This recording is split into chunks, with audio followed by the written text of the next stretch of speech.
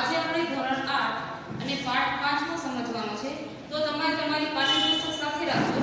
હું જેમ પાઠ સમજાવું એમાં તમે ધ્યાન રાખજો અને સાથે સાથે સેટ નોટ પણ સાથે રાખજો. તો આજે આપણે પાઠ 5 સમજવાનો છે, જેનું નામ છે સવાલ 12 મન કે જવાબ ડોક્ટર કલામ કે. એ પાઠનું નામ છે. તો પાઠ્યપુસ્તક ખોલી પાન નંબર 28 ઉપર તમે સમજજો. તો એના આ જે પાઠ છે એના વિશે તમને થોડીક માહિતી આપી દઉં કે જે ડોક્ટર અબ્દુલ કલામ છે એ આપણા દેશના રાષ્ટ્રપતિ તરીકે રહી ચૂક્યા હતા. તો એના વિશે હું થોડીક તમને માહિતી આપી દઉં એટલે પાઠ સમજવામાં તમને સરળતા રહે. એનો જન્મ ક્યાં છે? તો ડોક્ટર કલામનો એનું ટૂંકું નામ છે ડોક્ટર કલામ અને પૂરું નામ છે ડોક્ટર અબુલ પાકી જેનુલાબદીન અબ્દુલ કલામ. એનું પૂરું નામ છે અને ટૂંકમાં નામ છે ડોક્ટર કલામ. એનો જન્મ ક્યાં છે? તો 15 ઓક્ટોબર 1931 માં રામેશ્વરમાં તમિલનાડુમાં એનો જન્મ થયો હતો અને મૃત્યુ 27 જુલાઈ 2015 શિલોંગ નામના દેશમાં થયો હતો અને એ આપણા દેશમાં રાષ્ટ્રપતિ તરીકે રહી ચૂક્યા હતા. ક્યારે? તો કે 2002 થી 2007 સુધી એણે પોતાની ફરજ બજાવી હતી અને એ આપણા દેશમાં વૈજ્ઞાનિક તરીકે ફરજ બજાવી હતી અને તે મિસાઇલ મેન તરીકે ઓળખાતા હતા અને એને ઘણા બધા એવોર્ડ પણ મળ્યા હતા, જેમ કે ભારત રત્ન, પદ્મભૂષણ, પદ્મવિભૂષણ જેવા એને ઘણા બધા એવોર્ડ મળેલા હતા. અને તેણે શિક્ષણ ક્યાં મેળવેલું હતું? તો કે મદ્રાસની ઇન્સ્ટિટ્યૂટ ઓફ ટેકનોલોજી 1955 થી 60 માં એને મેળવ્યું. અને એની એક મૂવી છે કે એક આદત, એ પણ અહીં પ્રસિદ્ધ થઈ ચૂકી છે. તો હવે મિત્રો આ પાઠ છે એમાં આપણે શું સમજવાનું છે કે ડોક્ટર કલામ છે એને નાના નાના બાળકો ખૂબ જ ગમતા હતા. જેવી રીતે ગાંધીજીને ગમતા, નહેરુ ચાચાને ગમતા, તેવી જ રીતે ડોક્ટર કલામને નાના નાના બાળકો સાથે વાતચીત કરી બહુ ગમતી. તો પાઠનો પ્રકાર શું છે? તો કે સાક્ષાત્કાર. સાક્ષાત્કાર એટલે એકબીજાની સામસામે વાતચીત કરી. એક માણસ બીજા માણસની સામસામે જે વાતચીત કરે છે સામસામે રહીને એને કહેવાય સાક્ષાત્કાર.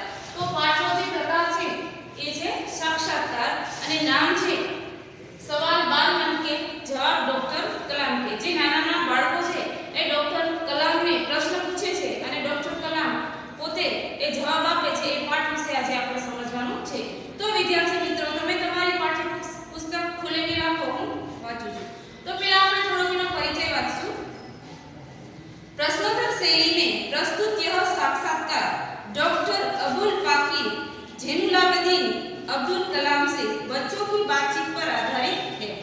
यह बातचीत तब संपन्न हुई थी जब डॉक्टर कलाम राष्ट्रपति पद पर आसीन थे. શું કહે છે પાઠમાં કે જ્યાં ડોક્ટર અબ્દુલ કલામ છે એ બાળકો એને પ્રશ્ન પૂછે છે અને જે ડોક્ટર કલામ છે એનો જવાબ આપે છે. તો આ ક્યારે ડોક્ટર કલામ છે બાળકોને જવાબ આપે છે? તો એ જ્યારે રાષ્ટ્રપતિ પદ પર નિયુક્ત હતા, જ્યારે તે રાષ્ટ્રપતિ હતા ત્યારના સમયમાં બાળકો એને પ્રશ્ન પૂછે છે અને એ જવાબ આપે છે. वे बच्चों की जिज्ञासाओं का तुरंत उत्तर देने के लिए सदैव तत्पर रहते थे.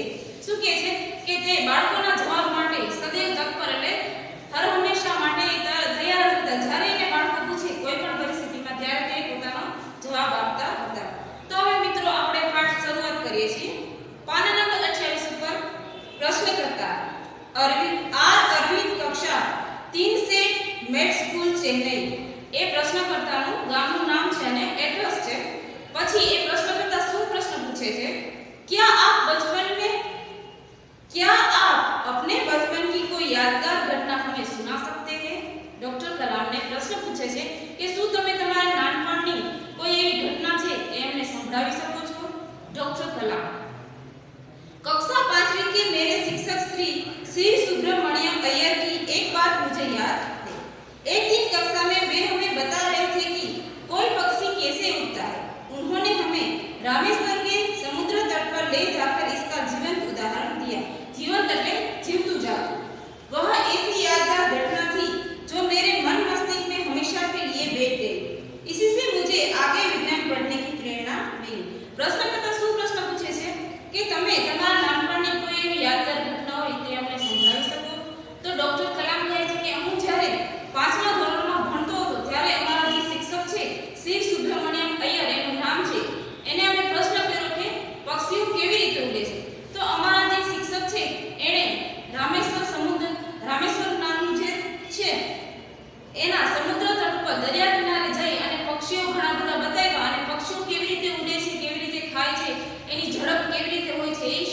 કરતા મેં હમણાં કીધું કે સામે જે આપણે વિચારીએ છીએ એના કરતાથી આપણે સામે જે જોઈએ છીએ આપણે જલ્દી યાદ રહી જાય.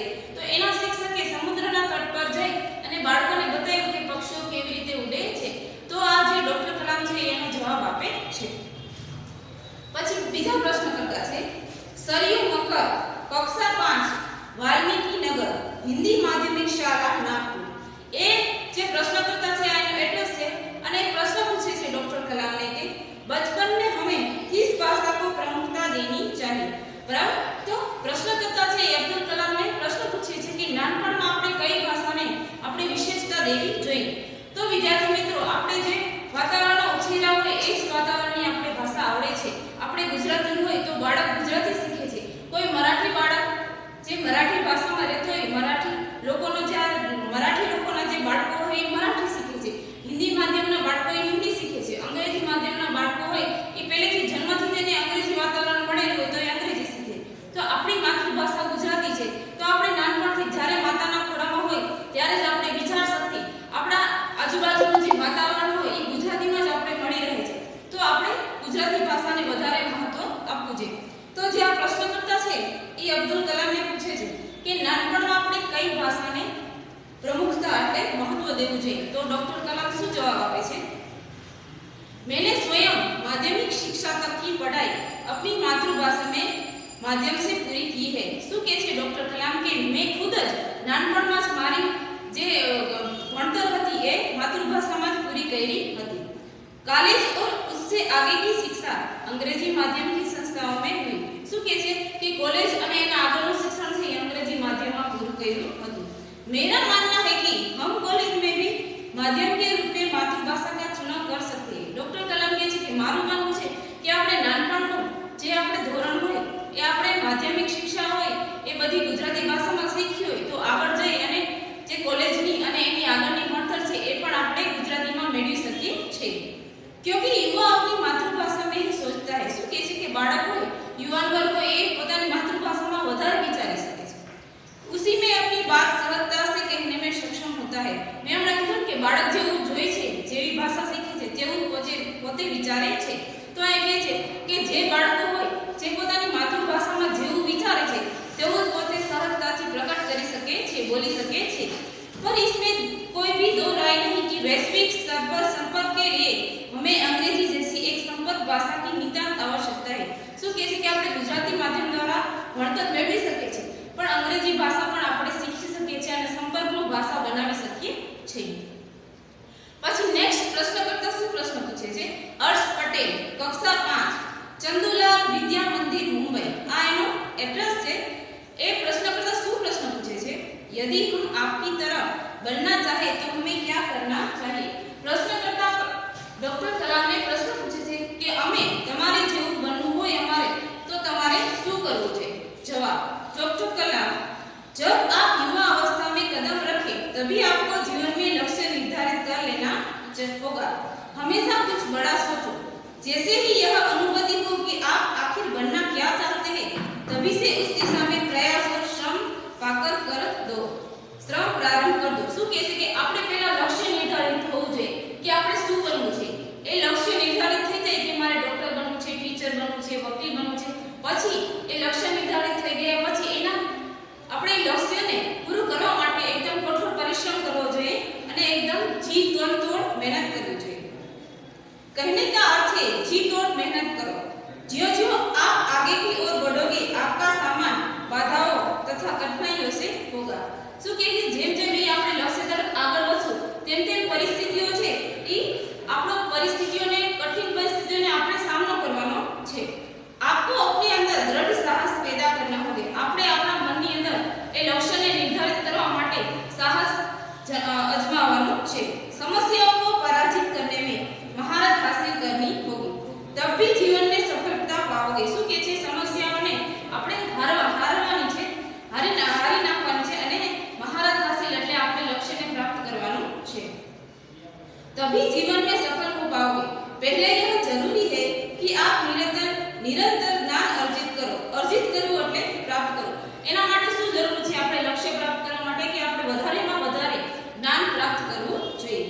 પછી પ્રશ્ન કરતા છે ચિરાગ જૈન કક્ષા 7 बॉम्बे कैम्ब्रिज अंधेरी पश्चिम मुंबई એનું એડ્રેસ છે શું પ્રશ્ન પૂછે છે ડોક્ટર કલામ ने वह कौन सी बड़ी चुनौती है जिसका सामना हमें आज करना पड़ रहा है શું કહે છે કે હવે કઈ એવી ચુનૌતી છે લલકાર છે કે જેનો સામનો આપણે અત્યારે કરવો પડે છે તો ડોક્ટર કલામ શું જવાબ આપે છે भारत को सन 2020 तक एक विकसित राष्ट्र के रूप में परिवर्तित करना और देश के 1 अरब से अधिक नागरिकों के चेहरों पर मुस्कान देखना यही राष्ट्र के समक्ष सबसे बड़ी चुनौती है चुनौती એટલે લલકાર પ્રશ્નકર્તા પૂછે છે કે અત્યારે 2020 માં રાષ્ટ્ર માટે કઈ મોટી ચુનૌતી છે તો ડોક્ટર કલામ જવાબ આપે છે કે અત્યારે એક વિકસિત રાષ્ટ્ર બનાવવા માટે દેશમાં જે યુવા નાગરિકો છે એના ચહેરા ઉપર આપણે મુસ્કાન લાવવાની છે હાસ્ય લાવવાનું છે એ જ દેશ માટે સૌથી મોટી ચુનૌતી એટલે લલકાર છે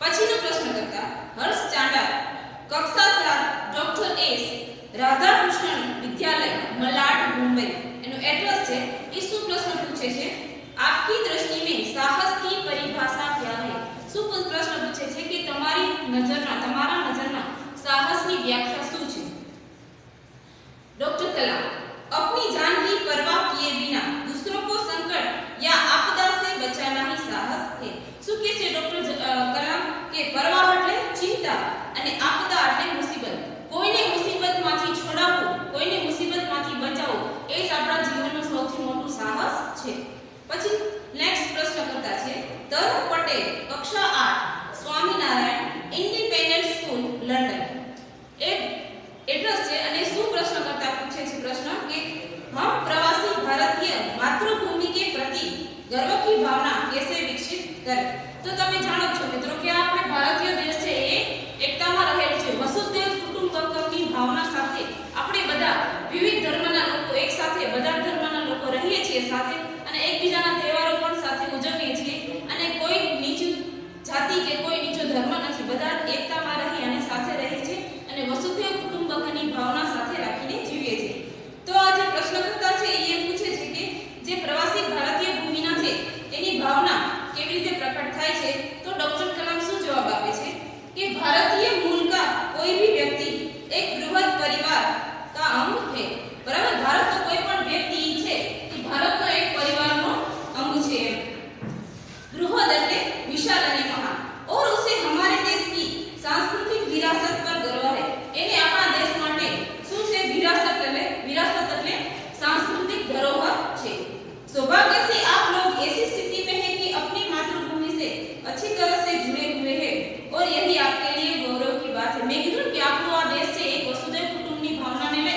અને બધાને એક સાથે એક રીતે જોવા મળે છે બધાય સમાન લોકો હોય તો એ શું કહે છે કે આપણી જે સંસ્કૃતિ છે ધરોહર છે એ બધાને સમાનતા લાવે છે તો હવે પ્રશ્ન કરતા છે સત્યમ કક્ષા 10 जिला स्कूल मुंगेर ये प्रश्न पूछे छे जो भी बच्चे आपसे मिलते हैं वे कहते हैं कि एक प्रसिद्ध वैज्ञानिक इंजीनियरिंग डॉक्टर आदि बनना चाहते हैं पर किसान मजदूर और कलाकार भी किसी राष्ट्र के लिए उतने ही महत्वपूर्ण है हम ऐसे परिवारों से आते हैं हमारे लिए आपका क्या संदेश है प्रश्नकर्ता डॉक्टर कलाम ने प्रश्न पूछे छे કે જે લોકો જે બાળકો છે એ બધા એક પ્રસિદ્ધ વૈજ્ઞાનિક એન્જિનિયર ડોક્ટર વગેરે બધું બનવા માંગે છે પણ કોઈ ખેડૂત મજદૂર કલાકાર કે મજૂર લોક એ કોઈ બનવા માંગતો નથી તો એના માટે તમે શું તમારો મંતવ્ય આપો છો એમ પ્રશ્ન પૂછે તો જવાબમાં ડોક્ટર કલામ શું કહે છે किसान मजदूर कलाकार और दस्तकार ये सभी हमारे राष्ट्र के अभिन्न अंग है डॉक्टर कलाम શું કહે છે કે જેવી રીતે એક પ્રસિદ્ધ વૈજ્ઞાનિક એન્જિનિયર ડોક્ટર એ આપણા રાષ્ટ્રના એક પ્રસિદ્ધ અંગ છે એવી જ રીતે કિસાન મજદૂર કલાકાર અને દસ્તકાર એટલે શિલ્પકાર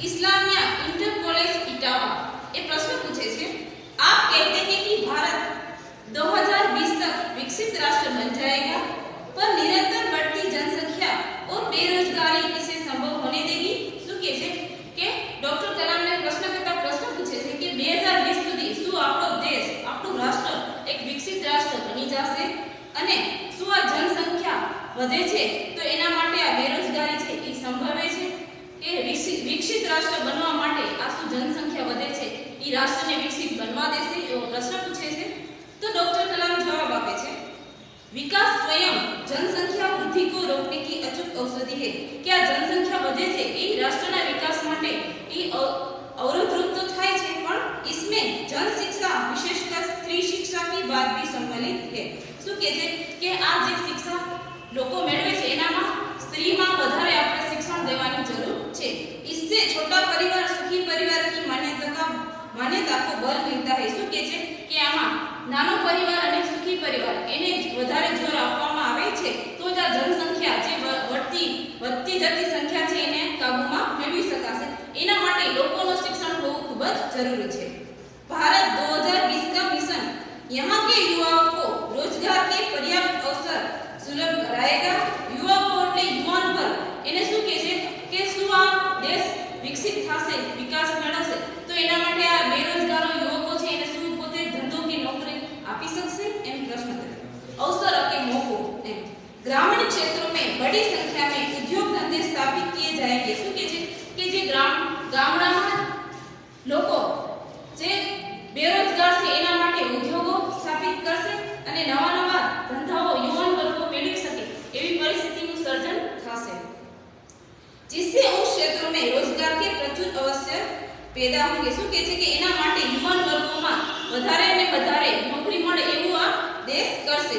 તો તમે મિત્રો જોઈ ગયા કે જેવી રીતે પુરુષ છે એ ત્રણેય સેના જેમ કે વાયુ સેના, નૌકા સેના અને ભૂમિ સેનામાં પોતાનું પદ સ્થાપિત કરેલું છે, તેવી રીતે સ્ત્રીઓ પણ પુરુષોની સમોવડી બની અને ત્રણેય સ્થળો જેમ કે વાયુ સેના, નૌકા સેના અને ભૂમિ સેના ત્રણેય સ્થળો પર એ પોતાનું સ્થાન સ્થાપિત કરી ચૂકી છે અને પુરુષની સમોવડી બની અને રાષ્ટ્રના વિકાસ માટે પોતે પણ સહયોગ દે છે। તો વિદ્યાર્થી મિત્રો અહીં